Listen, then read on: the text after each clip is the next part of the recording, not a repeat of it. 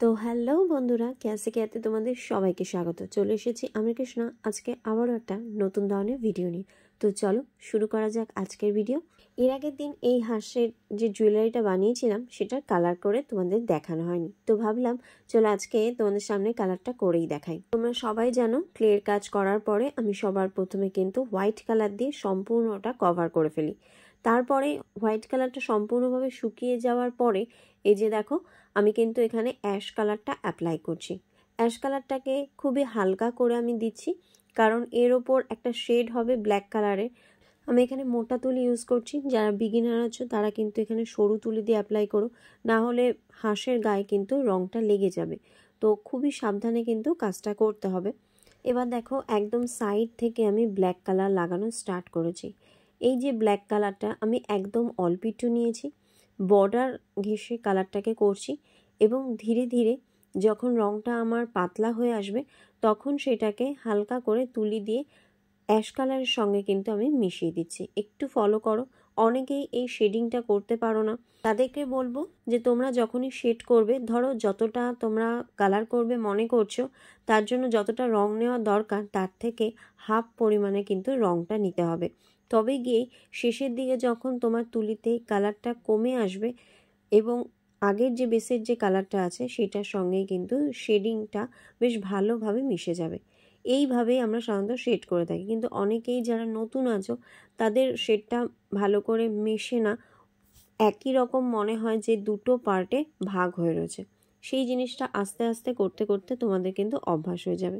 যেমনভাবে দেখো আমি স্কাই কালারটা করেছি, স্কাই কালারটাকে ওপরের দিকে ডিপ করেছি এবং নিচের দিকটাকে কিন্তু হালকা কালার করে দিয়েছি। এবার চলে আসি অরেঞ্জ কালারে। অরেঞ্জ কালার দিয়ে আমি ঠোঁটটা কভার করছি। এক্ষেত্রে কিন্তু আমি 4টে জিরোর যে তুলিটা থাকে সেই তুলিটাই কিন্তু ইউজ করছি। ওপরের দিকটা দেখো আমি এখানে ব্ল্যাক কালার দিয়ে একটু ভি শেপের মতন করে দিচ্ছি, আর চোখটাও এঁকে নিয়েছি। আমার হাঁস কিন্তু মোটামুটি কালার করা কমপ্লিট হয়ে গেছে। কালারটা সম্পূর্ণ শুকিয়ে যাওয়ার পরে কিন্তু বার্নিশ করে নিতে হবে। বার্নিশটা আমি আর এখানে দেখাচ্ছি না, আমি এবার ডাইরেক্ট টার্সেলিংয়ের পার্টে চলে যাব। এবার এটাকে আর একটু সুন্দর করার জন্য আমি এই যে ছিদ্রটা করেছিলাম এই ছিদ্রর মধ্যে দিয়ে দেখো ডলি সুতো নিয়ে নিচ্ছি। ডলি সুতোটাকে আমি দুটো ভাঁজে ভাঁজ করে নিয়েছি। তারপরে এখানে কটন বল দিয়ে দেবো এবং নেক্সটে একটা ডান্সিং ঘুঙরু দিয়ে দেবো। ডান্সিং ঘুঙরুটা আমি যে ছোট ডান্সিং ঘুঙরু হয় সেটাই এখানে ইউজ করেছি।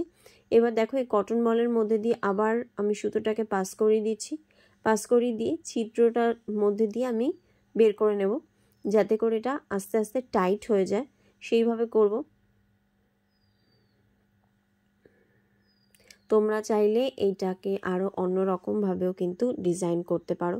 আমি এটা একদম সিম্পলের মধ্যেই রাখার চেষ্টা করেছি। সিম্পল হাঁসুলি হবে এটা, স্টিল হাঁসুলিগুলো। আর হ্যাঁ, এই ধরনের জুয়েলারি যদি তুমিও শিখতে চাও তাহলে কিন্তু স্ক্রিনে যে নাম্বারটা দেখতে পাচ্ছ এই নাম্বারে চটপট করে কিন্তু হোয়াটসঅ্যাপ করে ফেলো। আমাদের কিন্তু clay jewellery, oxidise fabric jewellery, সমস্ত রকমের জুয়েলারি কিন্তু শেখানো হয়ে থাকে। আর তার জন্য তোমাদেরকে কিন্তু কোথাও যেতে হবে না, ঘরে বসেই অনলাইনের মাধ্যমে তোমরা কিন্তু এই ধরনের জুয়েলারি শিখে নিতে পারবে। কোর্সের ফি মাত্র কিন্তু 1500 টাকা ক্লে জুয়েলারি, আর অক্সিডাইজ ফেব্রিক জুয়েলারি কোর্সের ফি তো মাত্র 1000 টাকা। 3 মাসের কোর্স, চাইলেই তোমরা অনায়াসে শিখে এই ধরনের বিজনেস স্টার্ট করতে পারো। এই যে দেখো কথা বলতে বলতে আমার কমপ্লিট হয়ে গেছে। এক সাইডের মতন আরও এক সাইডে কিন্তু আমি করে নিয়েছি। এবার এই যে স্টিল হাঁসুলিটাকে আমি কিন্তু ব্ল্যাক কালারের ডলি সুতো দিয়ে কভার করেছি।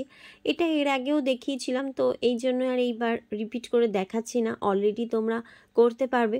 তো ব্যাক পজিশনটা দেখো আমি আঠা লাগিয়ে নিয়েছি এবং তারপরে ক্লে লাগাচ্ছি, কারণ নিচেও যদি ক্লে না দিই, ওপর থেকে শুধু যদি হাঁসুলিটার ওপরে ক্লে দেওয়ার চেষ্টা করে থাকি তাহলে জিনিসটা কিন্তু খুব বেশি টাইট হয় না। তো তার জন্য নিচে এবং ওপরে দু সাইডেই কিন্তু আমি ক্লে দিয়ে খুব সুন্দর করে এবং সাবধানে হাঁসুলিটাকে অ্যাটাচ করা হচ্ছে। আমি চেষ্টা করি যতটা সম্ভব তোমাদেরকে ডিটেলসে দেখানোর, যাতে করে যারা নতুন রয়েছে তাদের বুঝতে কোনো রকম প্রবলেম না হয়। ঠিক ক্লাসেও কিন্তু আমি এতটাই ডিটেলসে গিয়ে দেখাই এবং এর থেকে আরও অনেক বেশি ডিটেলসে গিয়ে দেখানো হয়ে থাকে। তো দেরি না করে যারা মনে করছো আদৌ অনলাইনে আমরা শিখতে পারবো কিনা, তাদেরকে বলবো একবার আমার স্টুডেন্টদের কাজগুলো দেখে নাও, তাহলেই বুঝতে পারবে যে অনলাইনে শিখে কত ভালোভাবে কাজ করা যায়। তাই সবাইকে বলবো দেরি না করে চটপট জয়েন হয়ে যাও। আমাদের কিন্তু নতুন আরেকটা ব্যাচ স্টার্ট হতে চলেছে। তো কেমন লাগলো আজকের ভিডিও অবশ্যই কিন্তু কমেন্ট করে জানিও। যদি ভালো লাগে তাহলে একটা ছোট্ট লাইক করে দিও। দেখা হচ্ছে নেক্সট ভিডিওতে, ততক্ষণের জন্য সবাইকে বাই।